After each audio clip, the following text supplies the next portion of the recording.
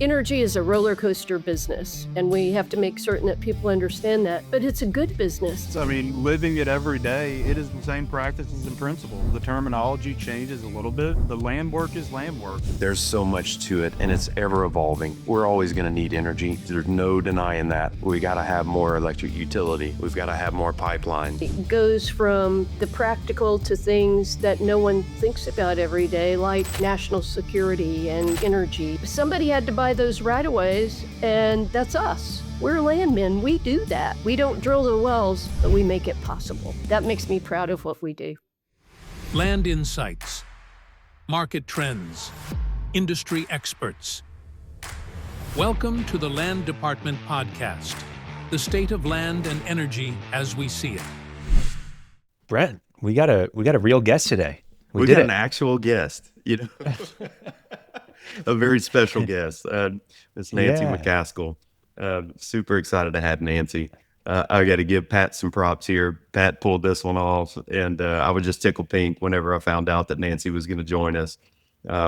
She's one of those people I've worked in this business 20 years. She's been doing this forever. I've never met her.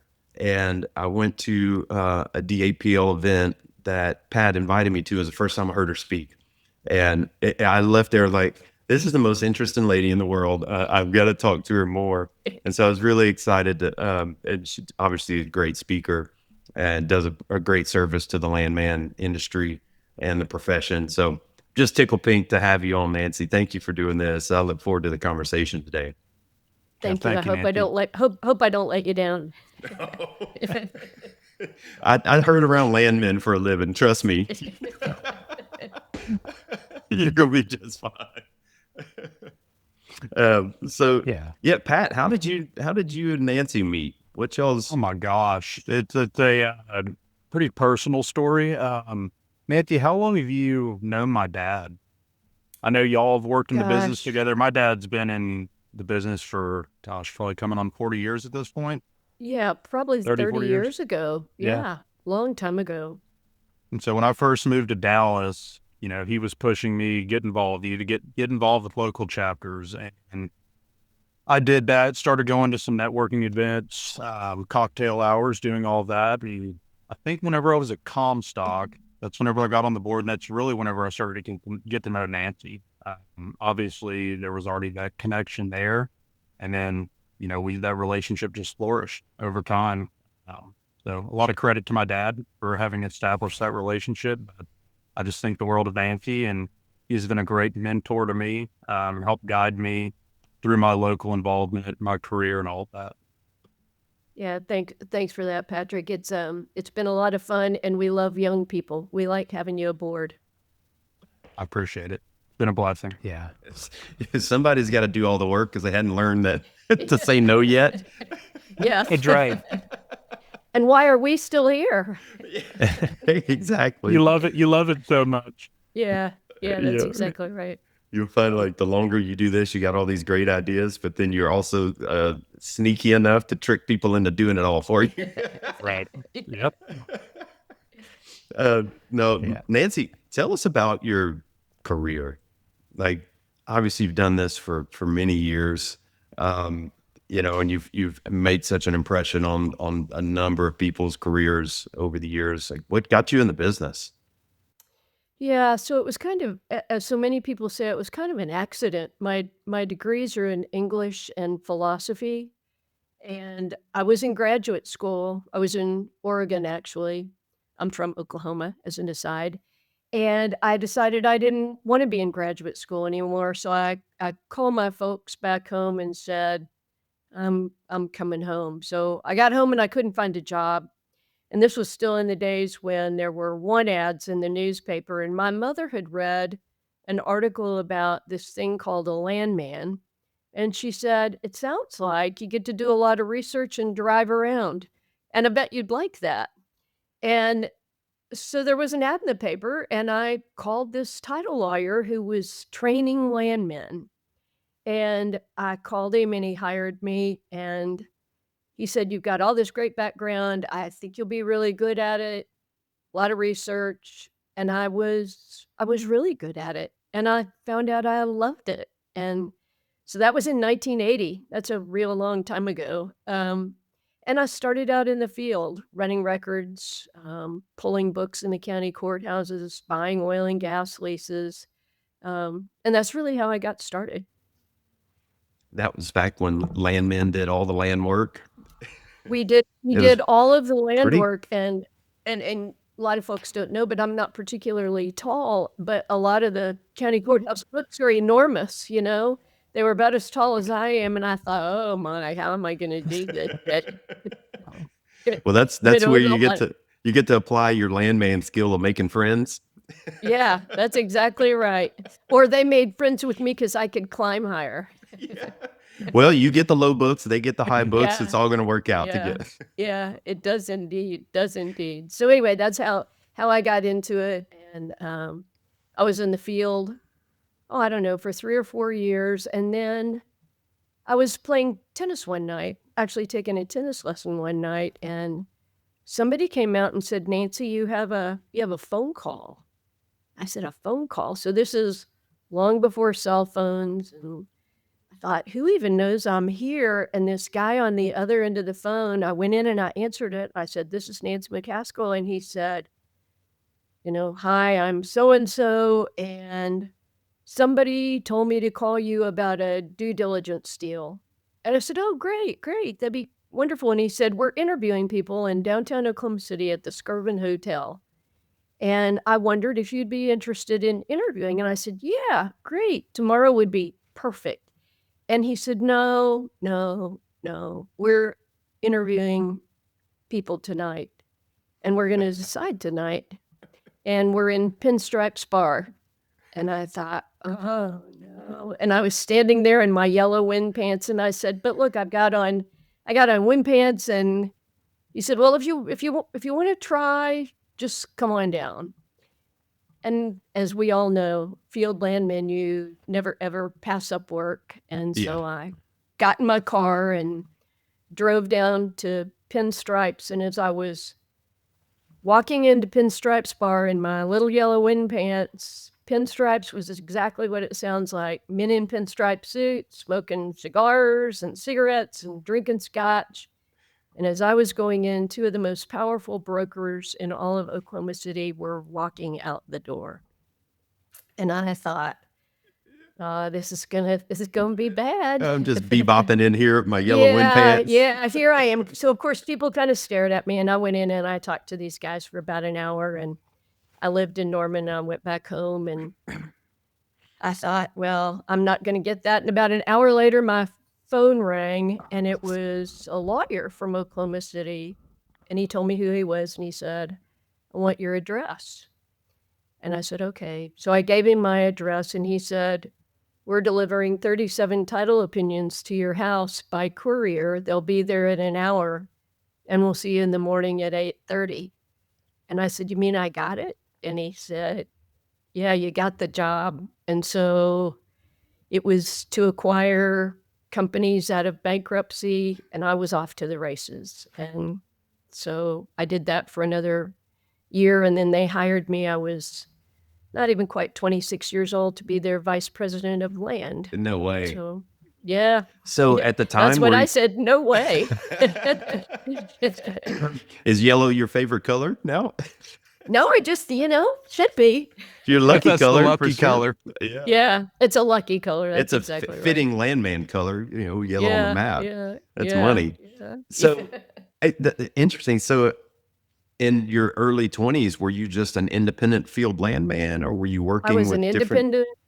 independent field landman. I started out working for this title lawyer who was really, really smart, didn't like to do stand-up opinions. That's really what everybody was doing in Oklahoma at the time. And I was good at running title, and You were he his taught stand-up every part of. I was his stand-up. I Yeah. would write all these really great ownership reports and requirements, and he would tell me where I was wrong or what needed to be better. Yeah, And that was just kind of man. it made me really good. Like that's exactly what I was going to, what a great opportunity, because you can learn the mechanics of doing land work, right? Especially that Yeah. field, that title examination part of it. But where you really learn is when you realize what you messed up or what you didn't interpret Right. properly. And I always tell Right. like all of our new landmen, you know, the first year of your existence, 2 or 3 years even, is just learning the mechanics of doing the work, right? Yeah. And where you start to see it come full circle is when you can do that work, and then you get a chance to read a title opinion and do curative and all those things. And it's like, I remember for me, by the time I got to do curative, I was maybe 4 years in, but it's like, I thought I knew all these things, but I didn't get to see what was misinterpreted or what needed to be done to really clean title and perfect title until I got to do that curative. And so you having someone, you do your work and it goes straight to an attorney and then they give you that feedback you were at such an advantage. Yeah, And it was so helpful. It was just really cool because, to your point, I was able to see how to rectify these mistakes that people made, or I saw where things had been misinterpreted. Mhm. It was just a blast. I just loved it. Yeah. So then you went in-house, right? After you did that work due diligence for a while? Yeah, yeah, the little yellow wind pants ended up, as a result of acquisitions of 3 companies out of bankruptcy, Oklahoma Bankruptcy Court, so Western District, State of Oklahoma. So that was a lot of fun, and this company I worked for was small, but it was in the acquisition business, and that's what we did. Yeah. Yeah. So flash forward 30 so years. Here Yeah. you are. Huh? Yeah, yeah, you know, it's been an interesting story. So I was there, gosh, I don't know, 16 years, I guess, in total, working for them, making acquisitions, doing all sorts of things. And I woke up one day and I thought, I don't want to do this anymore. And so I left and taught high school English. So you went 16 years and then went and taught English. What? So Yep. high school English? High school English in Arlington, Texas, Bowie No High way. School. Yeah, Really? How yeah, long did you yeah. I do didn't that? even know that. Yeah, yeah. So I did that for a couple of years, and I think the neat thing about that for me is, yes, I became a vice president of land when I was barely 26. I was smart enough, but I wasn't a very good leader. And I think taking that break, you know, we make the assumption that everybody is naturally a born leader, and we're not. Mm-mm. It's, No. you know, it's really difficult and it's hard work. Takes a lot of introspection to be good at that. And I was a good landman, but I wasn't a good leader. But I left and went and taught high school English. And when I decided to get back into oil and gas, because it was just in my blood, that was what I focused on was other people. Yes, the work still had to be good, but how other people progressed became the most important thing to me, and making sure that I could do what this title lawyer did for me, which is kind of pass it on. And so you think the teaching part of that helped you reset and just gain that, really recognize that perspective? Yeah, because I think y'all will admit when you think about good teachers that you knew, they weren't just smart, they listened to you. And when you sat in a class that was important to you, it was because they gave you information that you could take away that was usable. And I think that's what landmen are looking for every day is how do I become good and how do I progress? And it's like teaching, you know, there are some students that want to hold something in their hand, and there are other students are all in their heads, you know, just let me calculate it, let me work through it. Introverts, extroverts. And so, you know, it was just it was just a great background, all sorts of different kinds of students, happy ones, sad ones, good ones, bad ones, some more gifted than others, but they were all aiming to do the same thing, which is get to a point where they can graduate and start their lives. And I think that's what we all do every day. We all Yeah. want to graduate onto something else. And you know, I'm looking at Patrick right now, and I think you're so young and you've got so much of the world ahead of you. And how can we help you get there? Because Brett and I've done it. We don't need to do that anymore, but we do need to make certain that you get the tools you need and Right. good counsel and good advice. Well, and on top of that, Nancy, it's asking the questions.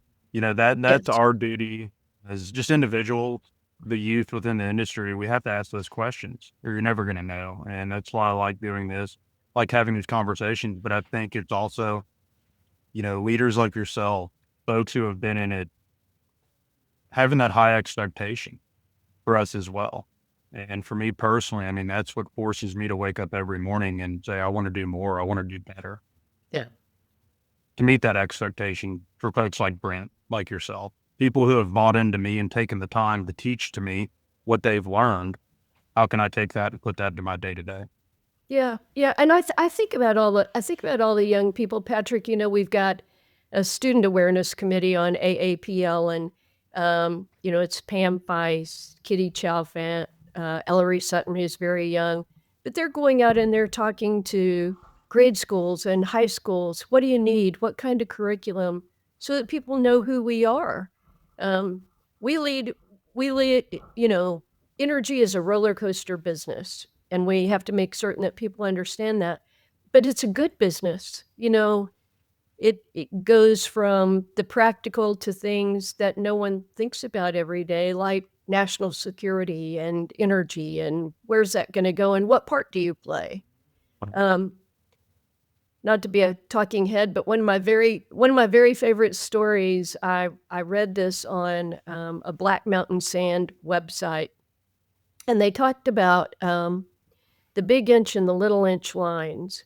And I don't know if you know what those are, but the big inch and little inch lines were built during World War II. And they started out in Longview, Texas. They went all the way up through Indiana, Illinois, Pennsylvania, up into New York City. And that whole line from Longview to New York City was built in less than 365 days. And it carried oil to the Allies. And the Allies, everybody says, yes, it was a lot of determination and grit, but it was also fuel.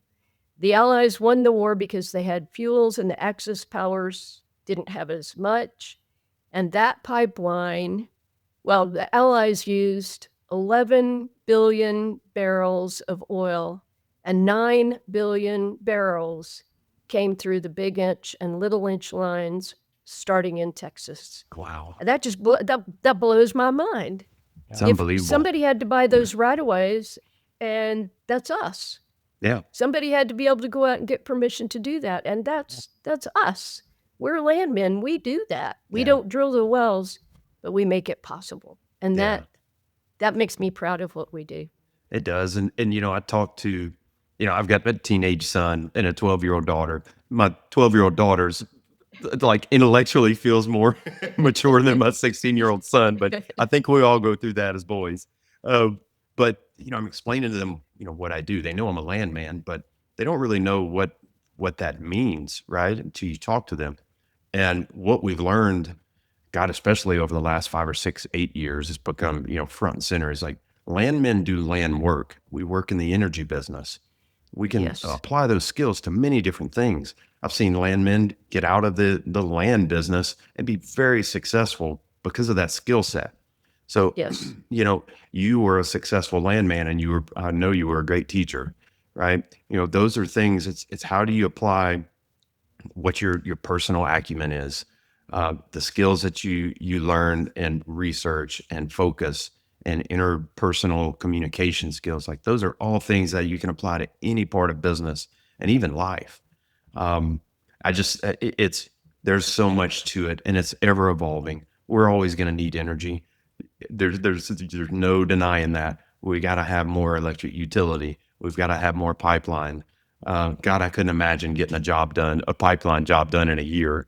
It takes None it of takes us a year to can. do. It takes a year to do a That's 30 hard. miler Yeah, sometimes. right. It's just Yeah. so unbelievable, but really, really interesting. I can see how going from a landman for 16 years, I think back when like I got to my 16th year in the business, I was going hard, and I was like, God, I don't know if I could sustain this. And I could only imagine what it's like to stop and step back in time, and teach people, and then I'm sure I can only imagine how that made you feel. It's like, oh, these children are the people that I'm working with today. We're all people, Right. and you really can recognize we're all different. We all have different communication, preferences. We all work differently. We all think differently.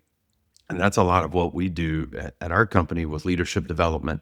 It's teaching people, that we're bringing up through our programs and folks that I mentor, and you do the same thing. It's like, you can't govern the same. You can't work and communicate with people the same way. Everybody's got their skill set.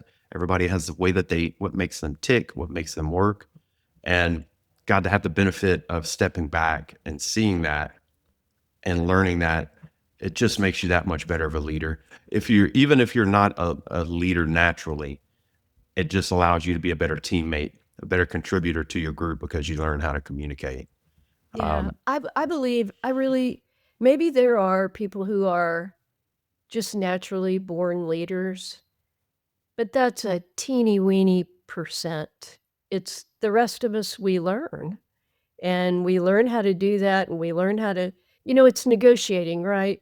Um, every single moment of the day we wake up from the morning, am I going to have a bagel or a biscuit? Am I going to wear blue socks or black? And there's an author whose name is Chris Voss, and he wrote a book called Never Split the Difference. And he was a hostage negotiator for the FBI. And it's one of the most, yes, super fantastic book. It's a One great of the book. best books. It's a great book. One of the very best books ever written. And what it reminds me, and anybody who reads it, is that everything we do is a negotiation. And that's for me, starting out as a field landman, when finally this lawyer said to me one day, I want you to go buy oil and gas leases. And when you're talking to the young landmen, Brent, that you're working with, that, for most people, they probably start to sweat when you say, I want you to call this person, and I want you to get this, and I want you to bring it back into me. Their hearts stop, and they just, it's hard, and it's really scary. It's really scary. And I think that's the other side of it that was important to me, is I was working around all these men. I mean, you look at us on this podcast today, AAPL is predominantly male. I was in the field for almost 2 years before I ever saw another female, and they were county clerks, the ones I saw. And so I wanted to be just like you. I wanted to go out and negotiate an oil and gas lease, and I would listen to you, and I would take notes, and I would go back home, and I'd write out my own script. I'd pick up the phone, and I'd call somebody, and I'd sound just like Brent, and nobody'd lease to me. I was a failure. And then one day I just thought, well, phooey, I'm just going to call him. And I called him and talked like myself. And all of a sudden the leases were just flooding in all over the place. And I think it's because to your point, we have to find out who we are and find our own way. We can't be anybody else. And that's a hard lesson to learn, but once you get there, it's kind of, it It's takes like the weight's pressure off. It's so It hard is. it's hard trying to be You someone can else. be yourself. Yeah. Yeah. And really in business and in the land profession and negotiating agreements, it's so much is relationships and trust. And you have to, when you're negotiating an agreement on behalf of someone, you have to establish trust and rapport.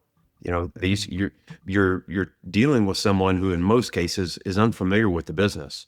So they need to trust that when they ask you a question, you're giving them an honest answer, and you're not, playing from a script or, speaking unnaturally. They have to trust. And that's when it Yeah. sunk in for me. I remember when I did my first lease as well, I was like, I listened to my leasing crew chief. I just sat there for a day and listened to this.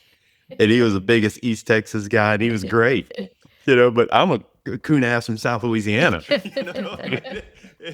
It does not, we are different humans. Yeah.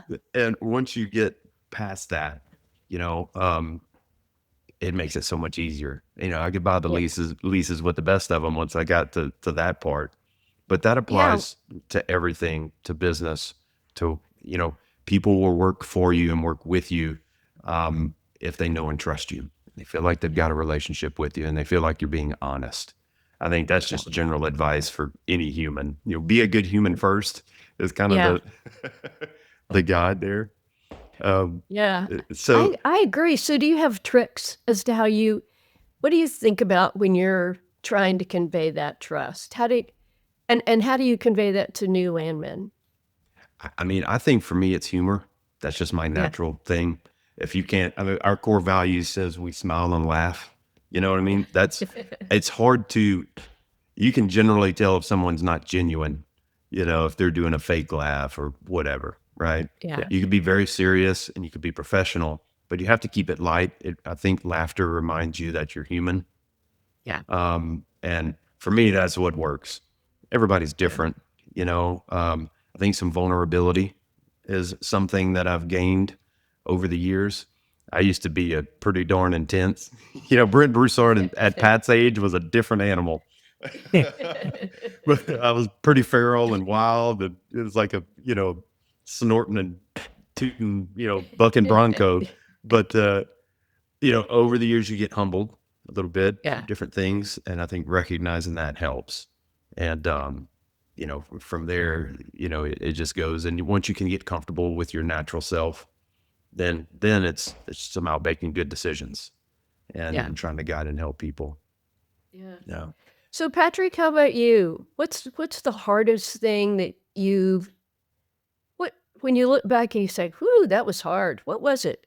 Everything to your point, Nancy, it's really getting over yourself. You create this narrative in your head, and it's funny, I look back even doing the first podcast, I started to build this scenario in my head that you look at everything that could possibly go wrong. And once you're done with it and you do it, you look back and you're like, wow, I did that. And I think it's really just taking a step back and understanding the people that I'm dealing with, whether it's Brent, whether it's Nancy, whoever it may be, they're human just like I am. And I think that vulnerability, but also transparency goes a long way. If they can see that my guard's down and that I just want to be a good and honest person, that goes a long way with anybody, whether it's in business or your personal life. Once I was able to get over it, I really started to see myself grow. And I think like most people do, we just have this issue where we get in our own head and you create these scenarios and they're not reality.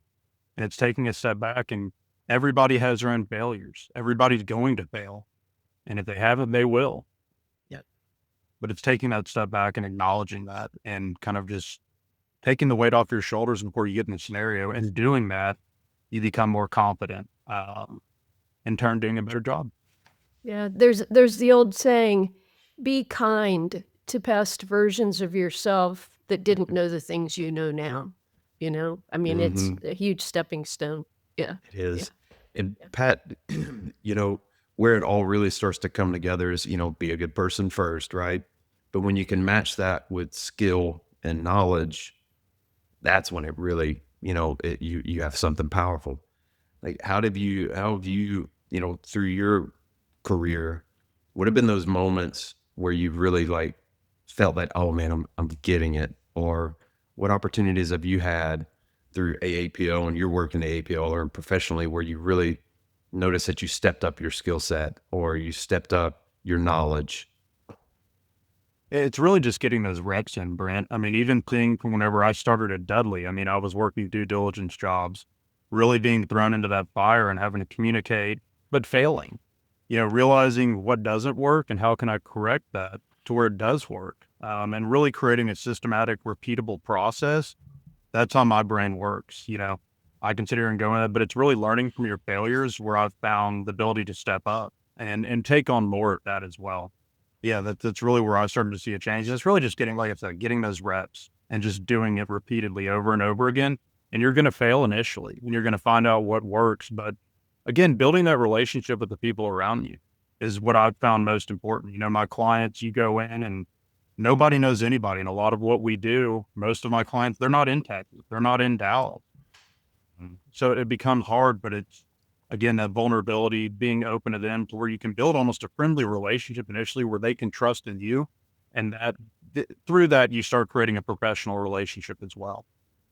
That's really where I've started to see it grow, but also getting buy-in from your agents, from the people working with you and helping you, but giving them the opportunities to support you as well. I think whenever you can release, when you can release some of that responsibility, delegate accordingly, it makes people underneath you, for lack of a better term, feel more empowered to say, I don't have to do everything. I trust in you. I feel like that I have passed this along to you where you're beyond capable to do what I'm requesting. And it's really just empowering others as well. And through that, I've found myself, I've been able to grow. Yeah. So did you find, Patrick, that when you hit those failures, did you talk to other brokers? Did you talk to whomever had hired you? How did networking, whether it's at DAPL or AAPL or networking with peers and colleagues, how did that help you?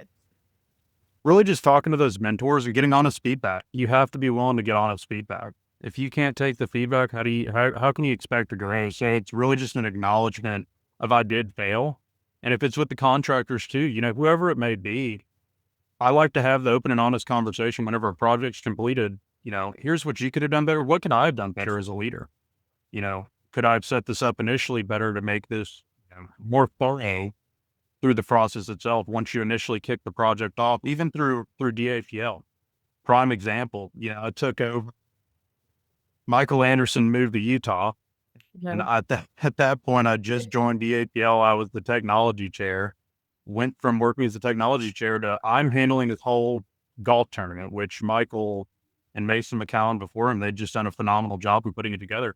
I didn't know what I was doing. I was terrified to even get into it. And fortunately, Michael, again, he was a great leader in the sense that he took the time. He was in Utah. He made a huge life move and a life change, but he was willing to support me and hold my hand, frankly, through the process to make sure that I didn't fail, because I was petrified that I would fail, that I couldn't match. He was donating 20,000 plus a year, and instead of kind of going into a hole and being timid and terrified of going to fail, asking the right questions, we threw that over the last 3 years.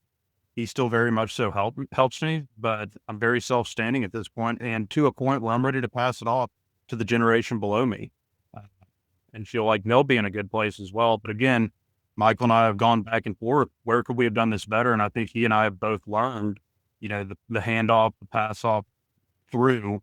What can we do better so it's easier for the next generation to take it on? And in turn, they pass that down as well. Yeah, that's interesting to me. So I think, remind me and just tell everybody else. So how much money did that golf tournament net? This past year, we did 25,000. We're doing 2,500 to both OU and Texas Tech. I want to try to reach 30,000 this upcoming year. I think I have one more year after that. Would like to exceed 30,000, but if we're hitting 30,000 with just one course, I'm beyond happy. But it's become a repeatable process. We do the same course every year, and I know there's always feedback of how you can change it up and do it differently.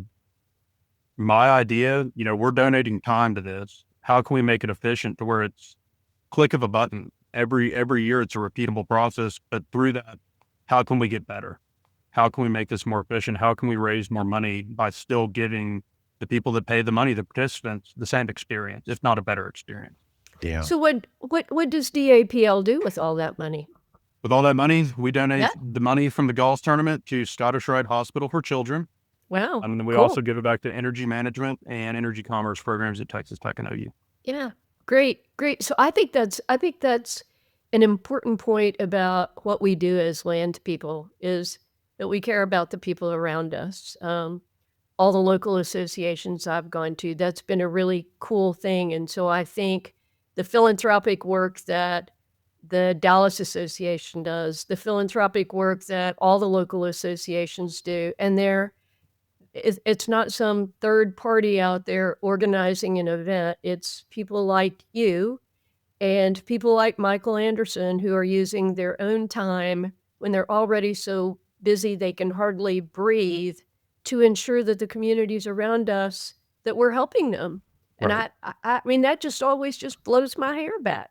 It's It just, is daunting, but the moment that you get to see, the faces, the people that you're supporting and helping out, I wouldn't change it. And even the idea of having to take a step back, it's hard, but it's something you have to do as well as a leader, and give somebody else the opportunity. But it has been the most rewarding thing for me. Through my involvement, I've met some of my best friends, some great mentors, but seeing the people that I'm supporting locally, there's no other feeling like it.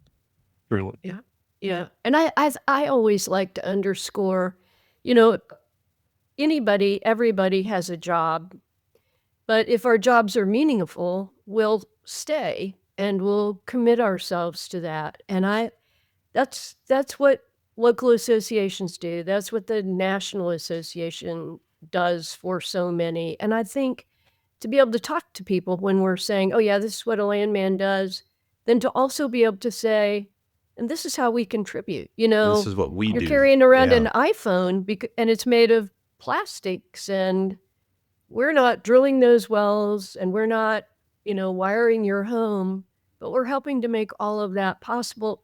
And we're also trying to do some really good things for schools and hospitals and women's shelters and children's shelters, people who need it. And that makes us stay when we're doing something important. And I think that's a natural progression of what we do as landmen. We're the conduit between the company and community, right? Yeah, And great. by nature, we're people pleasers. We're people persons. Yeah. And, that's important. Involvement in your community is important as a landman. Again, you're the face of the company, whether you're a company person Yeah. or you're a contractor or a field landman like we are. All that's very important. It's a natural progression and it makes sense. And people need to know that you're involved in your industry and you're involved in your community at the same time. Again, I it's think that I think relationship side of things. They need to Yeah, know who and you I are. think, yeah, I'm coming to applaud you on that too, Brett. I think that's something that Dudley has done throughout its whole tenure of being around. Is yes, it helps field landmen have jobs. It employs some landmen, but over year, Dudley's contributing not only time but money and sponsorships and effort, to make the world a better place. And I don't think we I'm, can wait. Yeah, I we think I'm can't gonna have to sneeze at make. that. I think I'm gonna have to make a T-shirt that says that, Nancy. Let's go with T-shirt. Yeah. I'm on a Yeah. T-shirt kick. Yeah, But yeah. so Don't sneeze at that. yeah, exactly. So Nancy, we've talked a lot about leadership development and career development and involvement in community. I mean, you're embodying that now. I mean, after a nearly 40-year, or 45-year career, you decided you were going to bite off being the president of the AAPL. What brought you to that? What's driving you forward? You have to have some sort of passion for it, right? Obviously, you're a teacher. Yeah. What led you to say, yeah, okay, I'll do it? I think it's because I knew. I mean, and this sounds kind of, you know, quirky, but it was time to give something back. And I never really aspired to be president of AAPL. I look at the people who've come before me, all the work that has been done. Um, AAPL created NAPE. Lots of people don't know that. We created this place where people once, and used to be twice a year, come together to look at deals and to network and make friends and find new employment if we want it. That's remarkable. It's a lifeblood. It keeps us connected. And so, one, I was humbled that anybody wanted to even really put my name in the hat to be considered. And then I remember when Lester Zitkus called me after the process at NAPE and they'd chosen this slate of officers, and I thought, well, he's going to call me and say, that's great. Thanks for, But I picked up the phone and he said, Madam First Vice President. And you could have knocked me over. but it's, What was the bigger it's call? You got the due diligence job or Madam First Vice President? I got the due diligence job, no doubt about that. I got the due diligence job. Yeah, it was, yeah, because it was just, I mean, I didn't expect the president thing, but that set me in motion. That set me in motion to get here today, right? To be able to do what I do. Um, and AAPL does so much for so many people. We have close to 11,000 members today, and um, we have money that we can distribute in times of natural disasters. We give money if you'll fill out an application, professional development assistance, field landmen who say, I can't take the day off. I'm not going to get Yeah. paid. Twice a year, you can get $300 to go to the annual meeting, any education event, to NAPE. But it's I think awesome to me. that is one of the, and I'd like to stop, don't mean to interrupt there, but that's a very important thing for membership to know, especially on the field side of things. I mean, you certainly understand somebody working on a day rate, if they go to a seminar, they're missing out on the day rate. But what AAPL has done there is a big deal.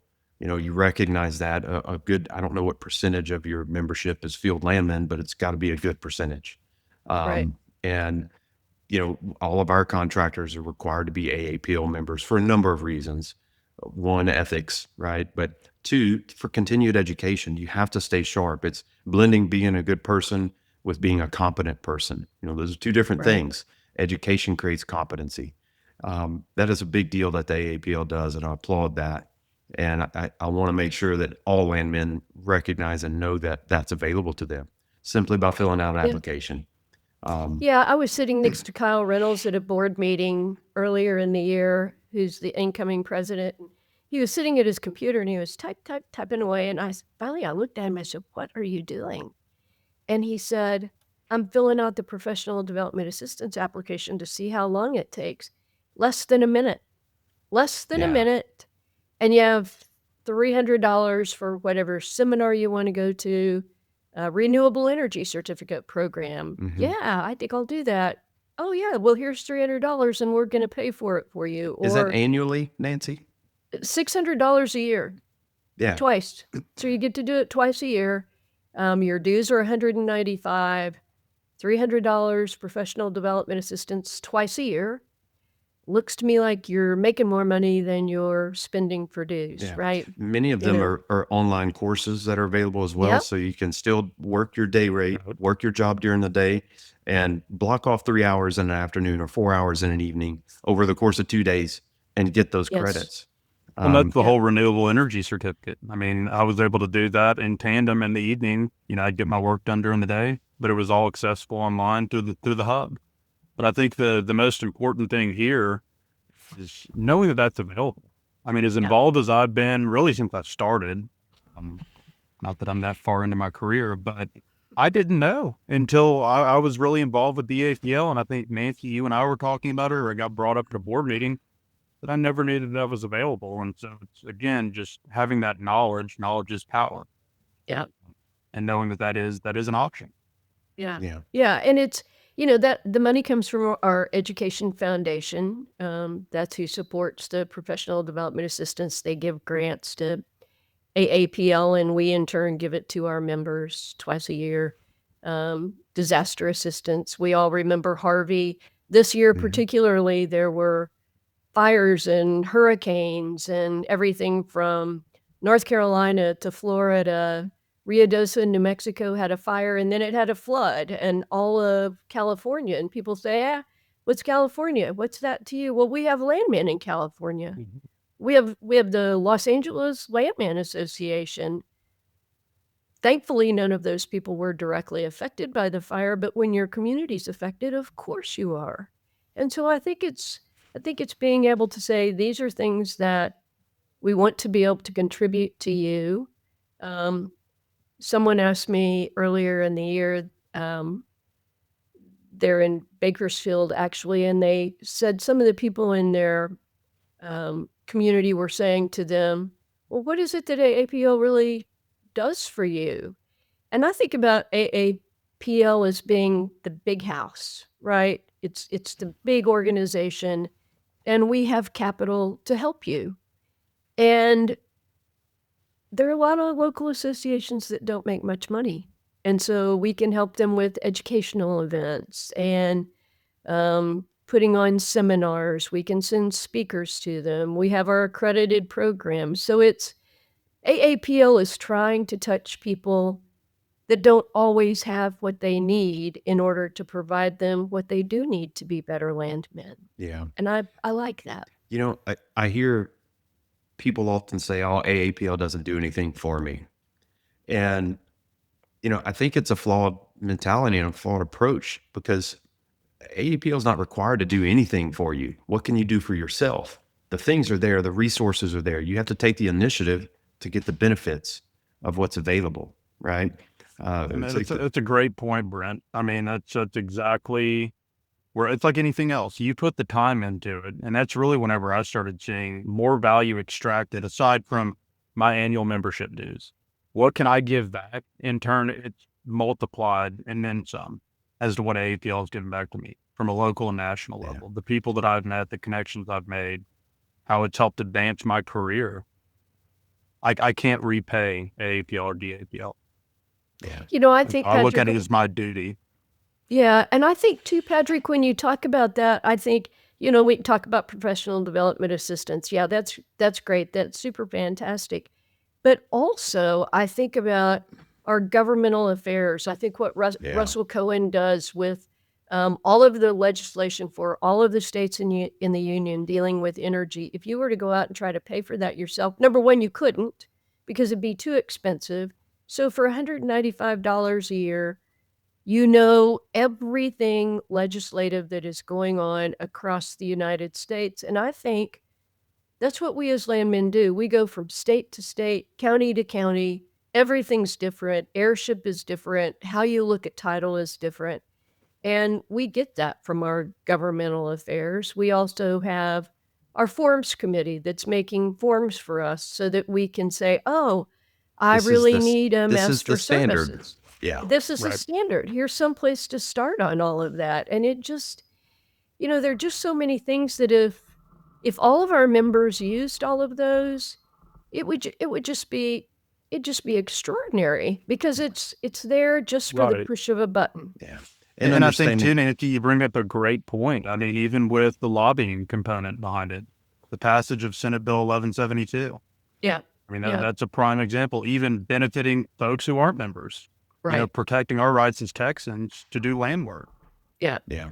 Nancy, that's a great thing I'd love to expand on because it's so relevant, right? For the audience, you know, there was a push to potentially require landmen to be licensed real estate agents or licensed realtors in the state of Texas to do land work within the renewables, you know, business, or, you know, for lack of a better term. It's a broad statement, but you know, when that popped up as something that could potentially start to go that direction, I know the landman community really voiced a concern. And Yeah. can you maybe step in and just tell us how you go from something that arises legislatively in whatever state it might be? We can use Texas as an example with this recent scenario that we went through.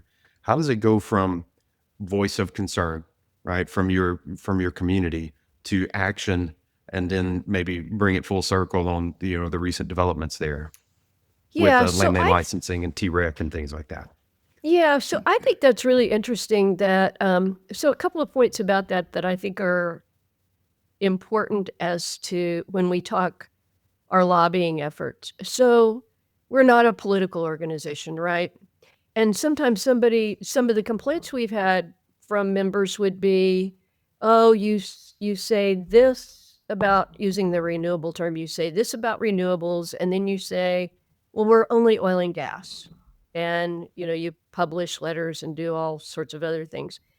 What we really try to do is support the land profession. So if it impacts our members, if it impacts landmen in the state of Texas or Mississippi or Wyoming or wherever that is, the National Association will look at it and try to get together. So We hired lobbyists to work on this with the Texas legislature for us. We'd expanded our definition of what land work is. Is it just people who work minerals or oil and gas? No, it's all energy resources. And so I think that knowing that when something comes out there that threatens our profession, who we are and how we make a living, that there's somebody who's going to go to bat for us. And that's really what AAPL does. That's when we hire lobbyists. We have, we have people with all sorts of varied backgrounds and histories and political persuasions and dreams. But if we stay focused on landmen in our profession, then I think we're always going to do the right thing. We're always going to have somebody out there fighting the good fight for us. Yeah. And that's what AAPL does. Well, Patrick's a prime example of the profession evolving, right? Patrick started his career working for an oil and gas company. Dudley Land Company spent 40 years, largely 35 years, working in the oil and gas business. But there's other energy sectors of the energy business that need landmen, and landmen need to fill those roles. A realtor shouldn't fill that role. A lawyer shouldn't fill that role. This is what landmen do. And, Pat's a prime example of that. He transitioned to that through our company because we had clients that needed good landmen and good support. And it has to evolve, right? And it's going to evolve, right? Our industry and the energy business is going to evolve in America. There's just no way around it. I think everybody who's rational realizes that an all of the above approach is best, right? So with that, the association needs to adapt, and it has adapted very well. So anybody who's, saying, oh, I'm team oil or I'm team, renewables, it's just a silly argument. It's the same practice. I mean, living it every day, it is the same practices and principles. The terminology changes a little bit. The land work is land work. And I know, Brent, it's something you say all the time, and we live it. It's land work is land work. You're exactly right. Yeah. Yeah, and I think too, Brent, one of the interesting things this year at NAPE is AAPL organized what they called a CEO breakfast. And we'd first anticipated that we were going to have 12 CEOs come to this breakfast to talk to us about the new administration and what the future looked like in the short term for energy. And we ended up having 48 CEOs in a room for breakfast. And the first question out of the hat was, somebody asked, well, do you think it's going to be, what are you going to do with this drill, baby, drill? And the response almost in unison from every single CEO was, well, it's going to be build, baby, build. We need infrastructure. We need easier ways to get permits. And we need all energy. We need wind. We need solar. We need oil and gas. We need data centers. We need everything there is, because there's such a need for energy, and consumption has gone up, not just in the United States, but around the world. And so to me, hearing all these CEOs that at first blush, you might say, oh, they're just oil and gas companies.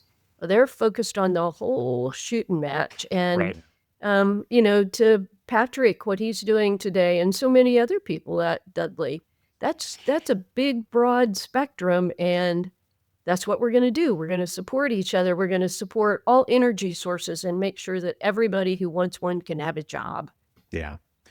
Yep. It's just a false narrative, frankly. I mean, anybody I talk to, the developers that I work with on a daily basis, when we go to these conferences, there isn't one side that says, we're more important than that side. We need to work in unison. And then that's just the reality. So there's a giant fallacy that's surrounding the whole narrative. Yeah. Unfortunately. Yeah. So I think that's one thing, AAPL is working really hard on is how do we engage more people working in alternative energy sources? We have a member that joined, I don't know, maybe 18 months ago now. All he does is work in alternative energy, and he brought 20 of his young land people aboard AAPL. Well, that's going to help us. To the earlier point about listening and understanding what it is we do, those are conversations that we need to keep having. Yeah. Well, like as business evolves, right? It's like water. It's going to flow the path of least resistance. It's going to find its way, right? Right. Yeah. It starts with a flood coming down from the mountains, but ultimately you get aligned. And that's what successful business requires, right?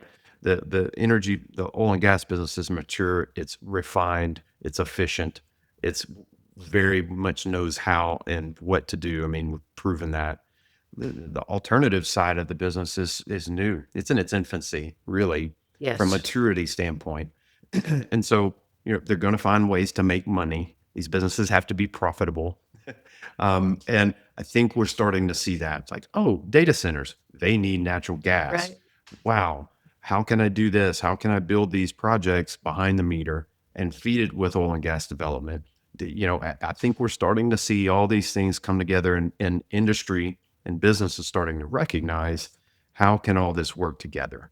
How does it make sense for my shareholder or for the person who's trying to build something to turn it and make money, for private equity, for all this investment that's in the space? It's going to have to align and work together. And Landmen are the conduits for all that.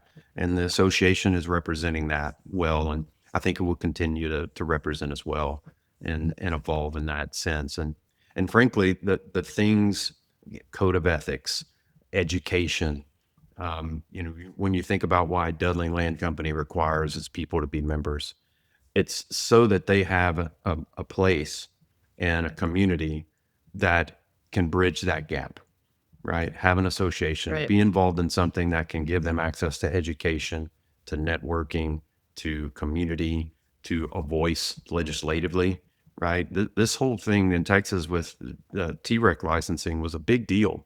It could potentially, Right. if that would have gone the wrong way, could have potentially really affected a lot of landmen, you know, not just in Texas, across the country. Whether we like it or not, people look to Texas for, how are things being handled in Texas? We're at the forefront of development, both oil and gas and all the alternatives.